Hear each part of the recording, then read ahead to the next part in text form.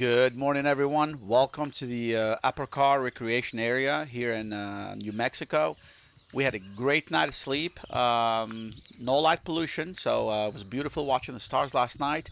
Got up early this morning, went for a short hike, and I saw a bunch of mule deer. And I mean, we're talking about 15, 16 of them. It was a herd of mule deer. Usually you'd see a few of them, but not that many. Now we're back and we're watching the free range cattle. They were here when we got here last night, and they're still here. So I'll tell you what, let's make a little coffee, and we're gonna pack up and hit the road.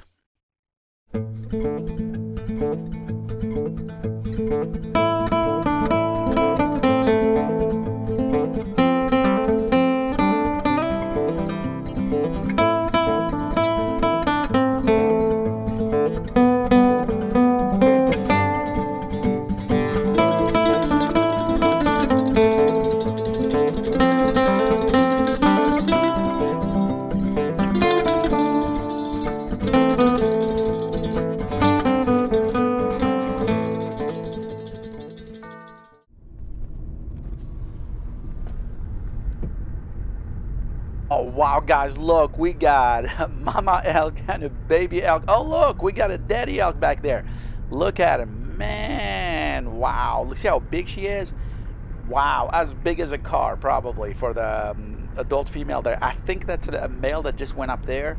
I think he went up right here. Yep, I see his dark neck right there. You see the dark brown neck? Yep. So that's definitely elk. Well, so we just saw an elk family. Man, this is so exciting. Now, I saw a couple of them about 5 miles back here on New Mexico 130, but they bolted before I got my phone and camera out, so I couldn't take any footage of that. So we're headed towards Cloudcroft, New Mexico. We're gonna get some gas, and then we're gonna start our descent towards Alamogordo. We're gonna follow US 82 along the old historic cloud climbing railroad that we saw in the last episode.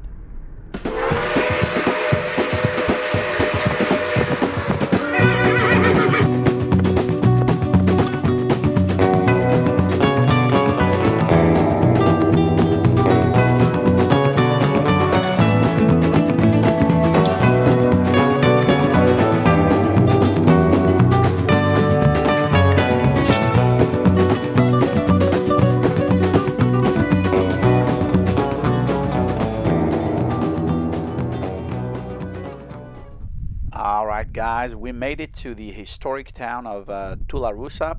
Now, this area, for hundreds, thousands of years, the native inhabitants were called Jornada Mogollon. So the Mogollon people, which is the people that lived really in all this area of southern New Mexico and maybe parts of eastern Arizona.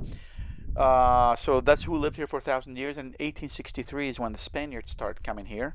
Now, when they got here on the banks of the Rio Tularosa, they noticed kind of a tall grass that kind of had the reddish color to it, and it was kind of like a red willow. So they called it Tularosa.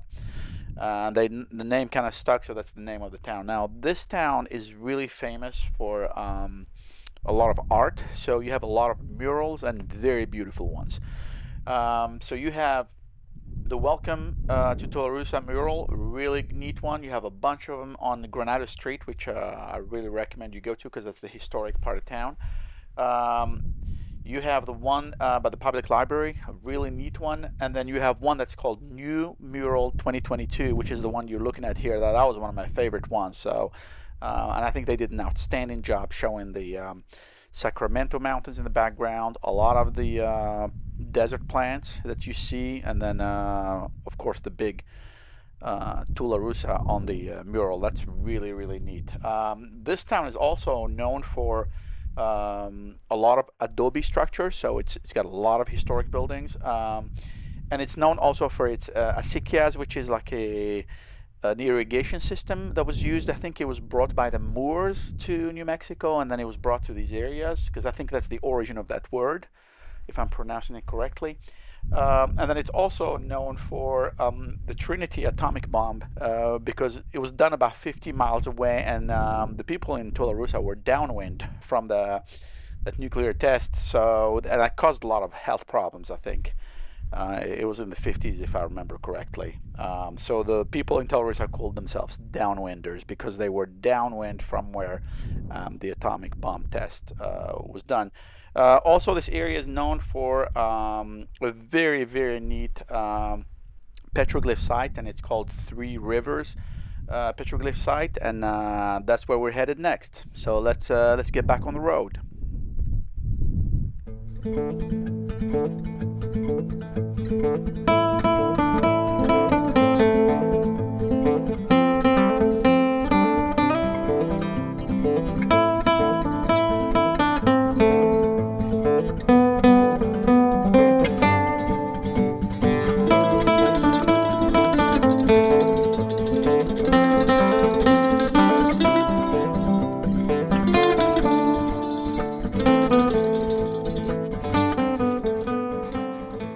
All right, guys, we made it to Three Rivers, New Mexico. Now, this area is very famous for the Three Rivers petroglyph site, and it's also known for its history with the cattle empires. So this trading post for a long time was used as a telegraph office, a post office, and a school. Now, this area is really known for its cattle history or cattle empire history. So you had a lot of cattle rustling with guys like Billy the Kid, Pat Coughlin. Now, you had some big names in the cattle business here in Three Rivers. The first one called himself the Cattle King of Tularosa. That's Pat Coughlin. Now, he was a big rustler, and I think Billy the Kid used to sell him rustled cattle, and then he sold them, I think, to some of the reservations in the area. And I think he had a ranch that was about 3,000 acres. Yes, 3,000. Now, later on, a lady who I think is related to McSween from the Lincoln County Wars, and her name was Suzanne McSween Barber, so I'm assuming she's related to McSween. Now, she looks at Pat Coughlin and says, "Hey, dude, hold my beer." She called herself the Cattle Queen of New Mexico, and she had 1,500 acres. That's how big her ranch was. Now, later on in 1915, there's another guy who shows up. This guy was not talking in the thousands of acres. This guy was named Albert Fall, and he was actually a presidential cabinet member, and he had a ranch that was 1 million acres because he consolidated a lot of the lands in the area and controlled a lot of the water rights, which had negative impact on population growth in the area. Now, obviously, this guy, from what I understand, ended up in prison due to some big scandal. Now, the decline of Three Rivers was mainly caused by the moving of the railroad operations to Carrizozo, which I'm assuming is what, 50 or 100 miles west of here. All right, let's head to the main attraction here, which is the Jornada Mogollon Three Rivers petroglyph site, which is supposed to be really something impressive.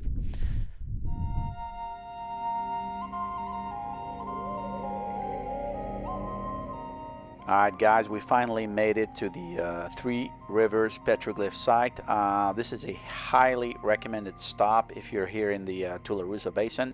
Now, the Jornada Mogollon people who lived here are connected to this place. You're talking about 21,000 petroglyphs. There's a trail called a half-mile trail where you can go on a loop and you can see a bunch of these petroglyphs. Now, that's not all 21,000 of them, but you'll see a lot of them. Just one little piece of advice: make sure you take some water with you, and make sure you watch where you put your feet to make sure you don't step on any rattlesnakes.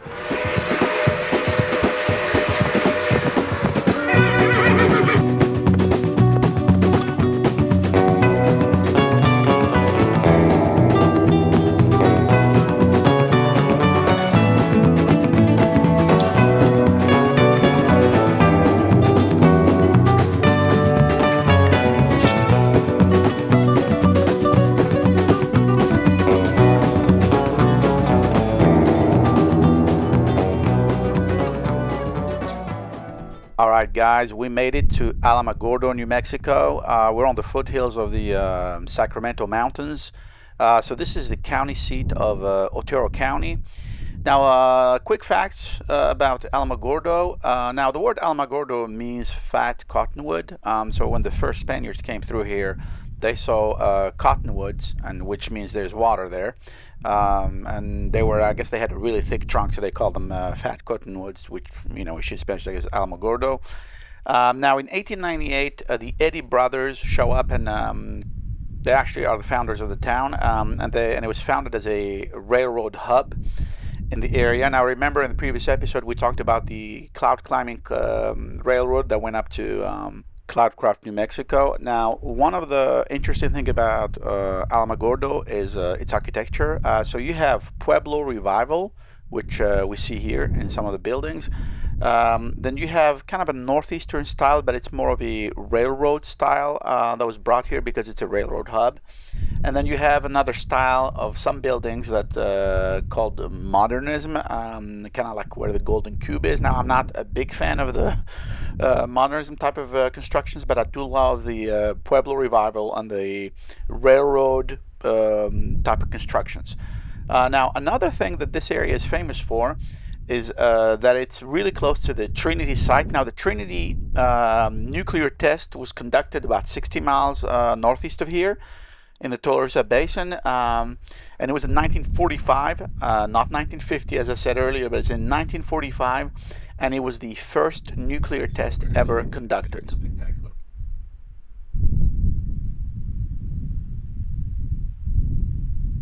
Guys, we made it to McGinn's Pistachio Land, and you're looking at the world's largest pistachio. Yep, here in Alamogordo, New Mexico. Now, there are a couple of big ranches in the area. One of them is McGinn's Pistachio Land, and the other one I think is called Heart of the Desert, and they're really big on pistachio production. That's what Alamogordo is known for.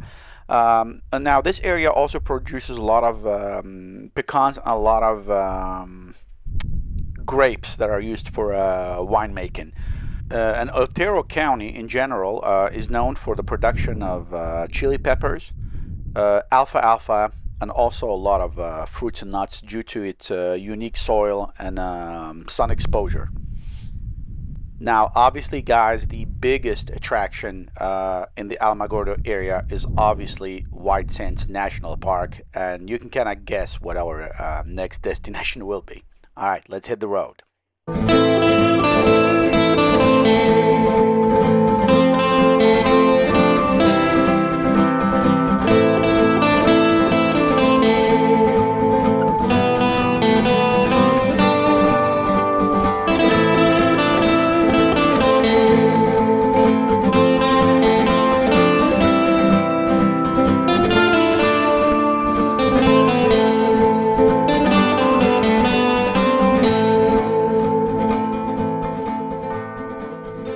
Alright guys, this one is a bucket list item. I'm so excited to be here in White Sands National Park. Now, first of all, I highly recommend the visitor center. I mean, it's beautiful Pueblo architecture, very neat display inside the exhibit. So definitely recommend going in and checking out the visitor center. Now, once you get past the visitor center, they have a paved road that you can go through. Now, sometimes you see a lot of shifting white gypsum sand on the road, but you should be able to make it with any kind of car. Once you go in, you have a couple of different loops you can do. Now, the one that I really liked is the one that led to a kind of a campground picnic area where they had these wind-covered places. Unfortunately, I lost most of my footage from this because I had some camera problems. Now, the mountains that you see up there are the San Andres National Wildlife Refuge, and that is the site of a very famous battle, and that's the Battle of Hembrillo. Now, that battle was between the Apache and the U.S. Military. So you had, on one side, you had an alliance between the Mescalero and Chiricahua Apache, and they were led by Victorio, the very famous Apache warrior and leader. And on the other side, you had the 9th Cavalry, and the 9th Cavalry were Buffalo soldiers, and they also had with them some Apache scouts. Now, this battle ended up in a victory of the Apache against the 9th Cavalry, because what happened is Victorio did put a lot of his warriors on the hills of the mountain to prevent the Ninth Cavalry from accessing water, and that's how they were able to slip out probably in the middle of the night. And the battle ended up in not a lot of casualties, and a lot of historians credited the victory to Victorio in this battle. Now, if you want to see the battle site, it's actually something that's inside the missile range, if I understand correctly. You have to go through the White Sands Missile Range Museum, and I think that's how you get permission to go and actually see the battle site. So if you're a military buff, then you can definitely do that. And from what I understand, there are a lot of cartridges and stuff in that area from that actual battle.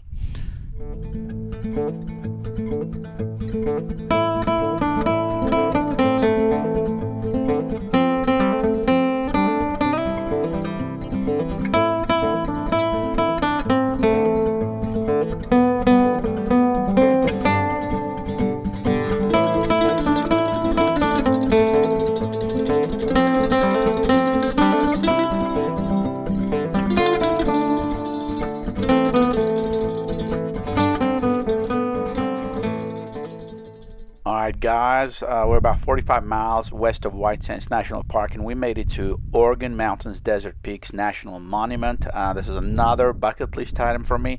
Now it's called Organ Mountains because of the needle-shaped granite spires that you see, and they look like pipes of an organ, like from a church. Now we're at the visitor center. We got restrooms, we got access to water, and they did an outstanding job with some of the landscaping here. Now down there is the city of Las Cruces, which we're gonna check out later today. So I'll tell you what, let's check out the visitor center. The first thing that I'm noticing here is they really did an outstanding job using some of the rock from the area and a lot of the desert plants. So we see prickly pear, a lot of soap tree, yucca, maybe some creosote, but I'm not sure. But this is a really pretty visitor center. Now, this is a soap tree yucca you're looking at here. It's not an agave plant because it's got multiple shoots, and I think the leaves are a little bit smaller. And you got the Dripping Springs over there. Now, this whole area is called Dripping Springs Natural Area. Now let's check out the visitor center a little bit. It's my understanding they got some hummingbirds in the back, is what somebody told me. Yeah, I see the hummingbird feeders here, and look at the backdrop. Wow, those are the Organ Mountains. You can hear birds and you can see some of the birds, and the Organ Mountains continue a little bit more north and to the east as well. So it's a big mountain range. What a beautiful place. I mean, this is a postcard type of, oh wow, look at that hummingbird. Wow, that is absolutely stunning. Now guys, that just made my day. Wow, what a beautiful place. Wow guys, I cannot believe they have deer here. So I was there at the visitor center looking at the hummingbirds, and when I turned around I could see two deer drinking from the spring, and when they saw me they bolted. So we're in front of the visitor center here at the Dripping Springs Natural Area. So now the Organ Mountains National Monument is divided into two sections. So you have the Dripping Springs Natural Area, which is where we are right now, and you have the Aguirre Spring, I hope I'm pronouncing it correctly, area, which is to the eastern side of those mountains that you're looking at. I mean, what a beautiful area. I'm so surprised, and because you can see butterflies, you can see deer, you can see hummingbirds. Now the area has multiple trails that you can do. Some are on the western side of the mountains where we are, some on the eastern side. This one is like Cuerva Trailhead. There are about four main ones you can do. You have the Dripping Springs Trail, Pine Tree Trail, the Soledad Canyon Loop, which has a waterfall, and the Organ Needle Trail. It's my understanding the views are better on the eastern side, but we're here today to do the Dripping Springs hike, which starts right there behind that parking lot.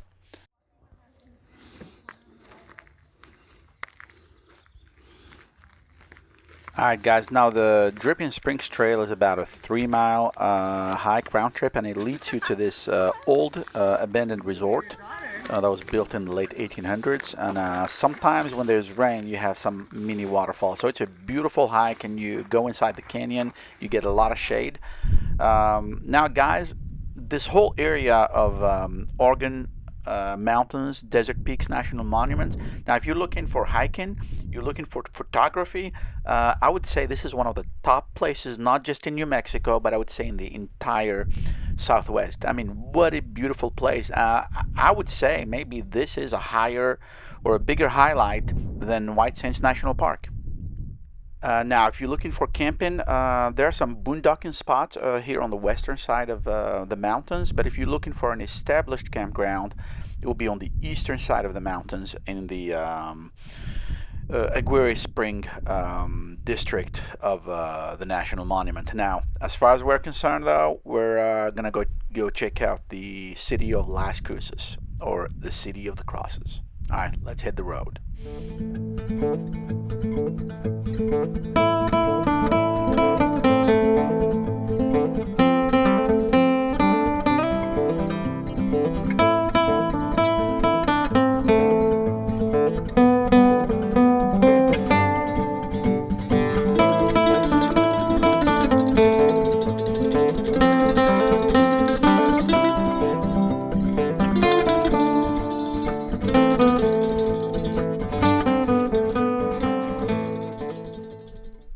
All right, guys, after a short drive, we made it to La Mesilla Historic District in Las Cruces, New Mexico. Now, Las Cruces means basically the crosses, because the legend is that some Mexicans or Spaniards came through here and they saw three crosses. So that's why the area was named Las Cruces. Now, that's what the legend says. Now, La Mesilla Historic District is one of the oldest established settlements here. It was a Mexican colony after the War of 1848, but then after the Gadsden Purchase, obviously this became part of the United States. Now, one of the big things here in the La Mesilla Historic District back in the day was the Butterfield stage line that came through here. Now, during a couple of years, I think, for a couple of years, it was the Confederate capital of the territory of Arizona. Now, and this place, a lot of people from the Old West came through here. So you have Billy the Kid, who was sentenced to hang here. You have Pat Garrett came here, and he actually ends up dying here in Las Cruces. And very interesting fun fact about Pat Garrett is that I didn't know he was born in my home state of Alabama. So he was born in Chambers County, Alabama. So it's a little bit north of the Auburn, Alabama area. So that's a really neat discovery. You have Pancho de Villa coming here. You have Kit Carson coming here. So this is a really neat area if you're interested in Old West history. And this beautiful building here you're looking at, La Posta de Mesilla, is a place where Billy the Kid used to stay. I think it was a hotel back then, but now it is a restaurant. And as you notice, there are a lot of chili peppers on the walls and on the columns of the building, which really gives beautiful aesthetics to this building. Now, this area is obviously known for chili peppers because nearby is the city of Hatch, which is the world capital of chili peppers. Speaking of chili peppers, we are headed next to go see the biggest chili pepper in the world, and of course it is here in the city of the crosses of Las Cruces.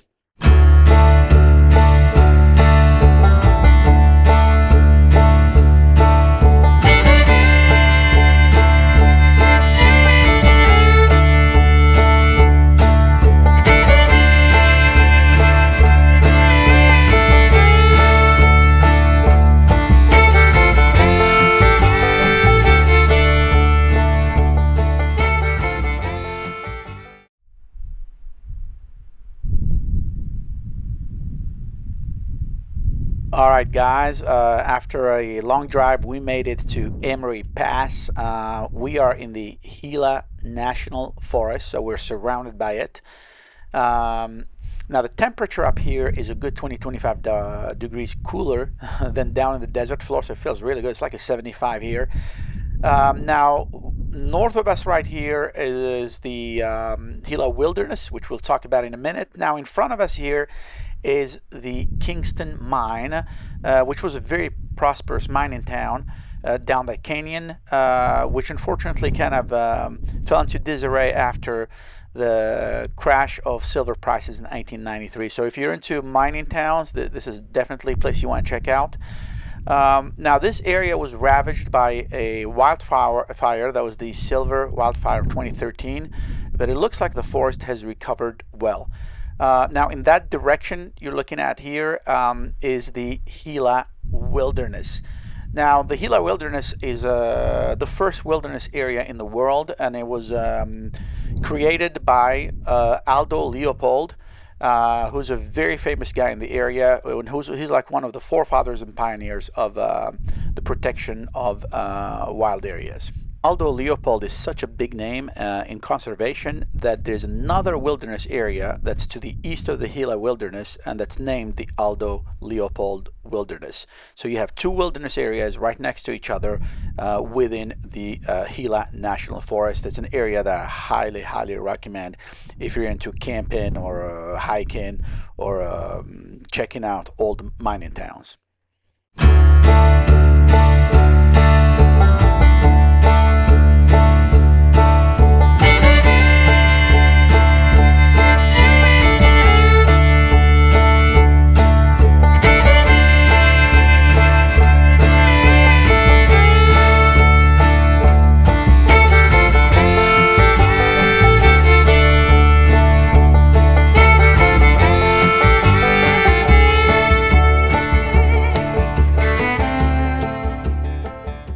Alright guys, we made it to the beautiful town of Silver City, New Mexico. Now, this town was originally inhabited by the Membres Mogollon people.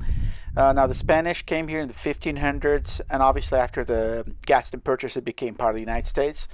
Now, in 1870, silver was discovered, and so you had silver mines. That's what it was called, Silver City. Now, in 1895, they had a big flood because of overmining. And it basically washed out most of the old town. Now that area now is a park called the Big Ditch Park, well, because it got all washed out. Now the church you're looking at here is the St. Vincent de Paul, and it's a beautiful church, and I really like the coral pink kind of adobe architecture, so it's a really neat one. It really stands out. Now, Silver City is a big hub for a lot of art, a lot of murals, and a lot of glass constructions like this fence here. And this is just a neighborhood in Silver City, and you see a lot of houses that have these glass bottle fences, sometimes even incorporated into the actual buildings. So I thought it was a really neat use of recycled glass bottles. That's really neat. So the art is everywhere in Silver City. Now, one of the other pieces of art that I really liked in Silver City is this beautiful Dia de Muertos, I think, is mural here. And it's not your traditional mural where it's painted. I think they use some kind of little tiles, but it looks super neat, and it kind of tells the history of the town. Now, the interesting thing is that Billy the Kid lived in Silver City as a young man. So that's a really neat one. His mother died here in Silver City, and his first arrest, the first time he was arrested, was actually in Silver City at the age of 15 years old. The interesting part about today is that it seems that the ghost of Billy the Kid has been following us from Lincoln County through Otero County, through Doña Ana County in Las Cruces, and now here in Silver City. So that's a really interesting turn of event that Billy the Kid seems to be following us as we're traveling through southern New Mexico.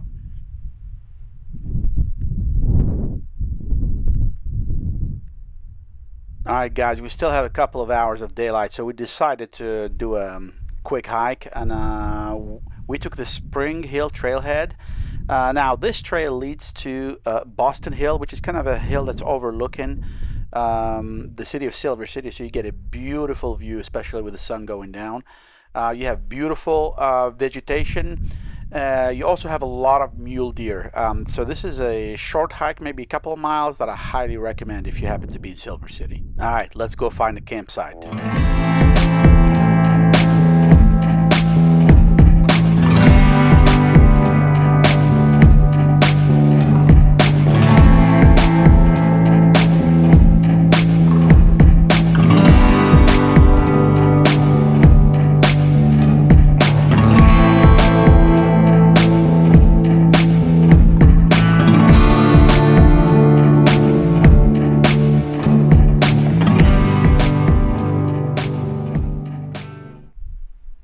finally made it to Pegasus North Campground in City of Rock State Park here in New Mexico. And what a day it's been. Very long day, a lot of adventures. Truly enjoyed it, but I'm absolutely exhausted. So guys, I think we're going to call it a day, and I'll see you in the next one.